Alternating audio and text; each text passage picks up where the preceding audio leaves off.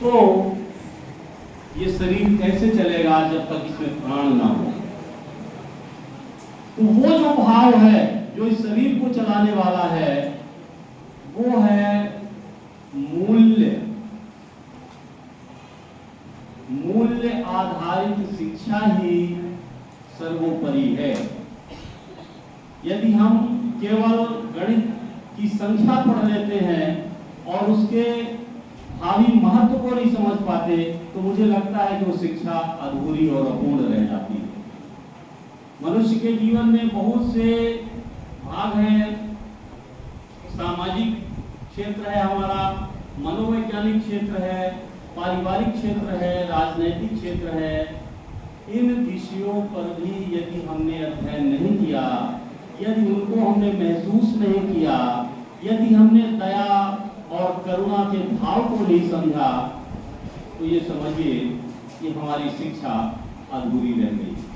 जब हम इन भावों को भी समझते हैं, अपने नैतिक और आध्यात्मिक चरित्र को ऊंचा उठाते हैं, तभी हमारे व्यक्तित्व का विकास हो पाता है, तभी हमारे व्यक्तित्व का निर्माण हो पाता है।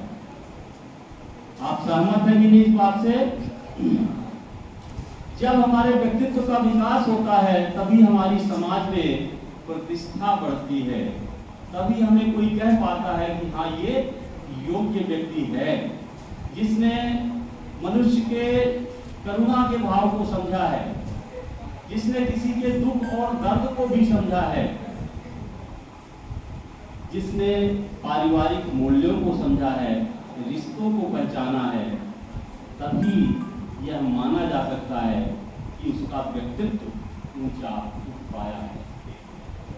जब व्यक्ति का व्यक्तित्व उठेगा, उसकी प्रतिष्ठा बढ़ेगी, निश्चित रूप से उसका सम्मान भी समाज में उसी स्तर से मिलेगा। और जब सम्मान मिलेगा तो ये माने कि वह सामर्थ्यवान होगा, उसके सामर्थ्य में भी वृद्धि होगी, वो समृद्धशाली बनेगा। और जब व्यक्ति समृद्धशाली बनता है तो वो जितना अपने लिए कर पाता है उससे कहीं अपने परिवार के लिए करता है, फिर अपने समाज के लिए करता है, अपने क्षेत्र के लिए करता है और अपने राष्ट्र के लिए करता है। जब हमारा व्यक्तित्व इतना ऊंचा हो जाए कि हम केवल राष्ट्र के बारे में सोचना शुरू कर दें तो ऐसा व्यक्तित्व कौन हो सकता है?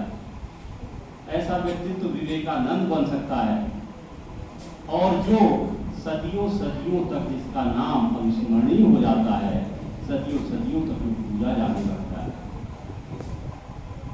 यदि हम केवल अपने जीविकोपार्जन में लग करके और सुबह शाम की रोटी का इंतजाम करते चले जाएं और खाते पीते हुए मर जाएं, तो ऐसे व्यक्ति को कौन याद कर पाता है?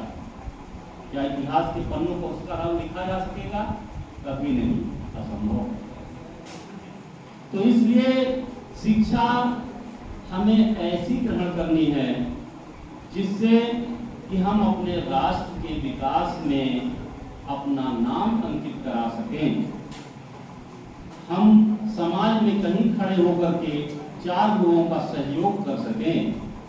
हम अपने परिवार को समृद्धशाली बनाने का प्रयास करें और परिवार के जीवन का आधार बन सकें, तभी हमारी शिक्षा सही मायने में पूरी कहलाएगी। उच्च शिक्षा में जो नई शिक्षा नीति, राष्ट्रीय शिक्षा नीति है, उसमें ऐसा बहुत कुछ करने का प्रयास किया गया है कि आपको अपने विषय चुनने का भी पूरा अधिकार मिलने जा रहा है।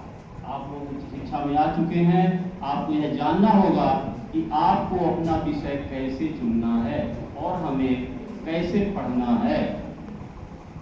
एक मुख्य विषय आपके लिए केवल बचा है अब, जिसमें आपको स्नातकोत्तर की पढ़ाई पढ़ना है। वह मुख्य विषय कहलाएगा, जिसको मेजर कहा गया है। लेकिन और अन्य विषय चुनने का आपको चॉइस बढ़ गई है। पहले हम केवल 3 विषय स्नातक में पढ़ते थे। सीबीजेड यदि आप समझ रहे हो, पीसीएम सीबीजेड, तीनों विषय बराबर होते थे। अब बराबर नहीं होंगे। अब एक मुख्य विषय आपको चुनना होगा जिस पर आगे आपको स्नातकोत्तर की पढ़ाई पढ़ना है। ये आपको अभी से तय करना होगा। फिर माइनर सब्जेक्ट होगा जो कि केवल एक पेपर का होगा, उस पर आप पीजी नहीं कर पाएंगे। फिर तीसरा होगा ओपन इलेक्टिव। ओपन इलेक्टिव में आपको इतनी छूट मिली हुई है कि एक बार की बात है कि एक हमारे मित्र थे, हम साथ में बैठे एक व्याख्यान सुन रहे थे और वो विद्वान बोलने वाले संस्कृत में बहुत अच्छा उच्चारण करते हुए व्याख्या कर रहे थे। तो हमारे मित्र ने कहा कि काश हमने भी संस्कृत पढ़ा होता